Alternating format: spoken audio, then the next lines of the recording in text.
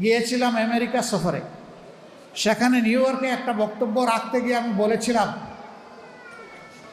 জামাতে ইসলামী যদি দেশ পরিচালনার সুযোগ পায়, কর্মজীবী মহিলাদের কর্মঘণ্টা 3 ঘন্টা কমিয়ে 5 ঘন্টা করা হবে।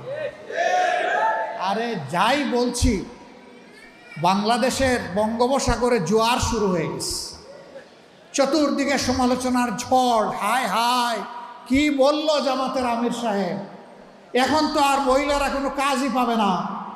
যারা বিভিন্ন কাজে নিয়োগ করবে তারা বলবে, বাবা আমার এই 5 ঘন্টা দিয়ে 8 ঘন্টার বেতন দিয়ে আমার তো পোষাবে না, আমার দরকার নাই মহিলা কর্মজীবী, মহিলা কর্মকর্তা আমার প্রয়োজন নেই।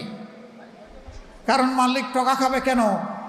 আরেক দল বলতেছে, যাও মহিলারা একটু রুজি রোজগার করতো, রাস্তাটা দিলেন আপনি বন্ধ করে।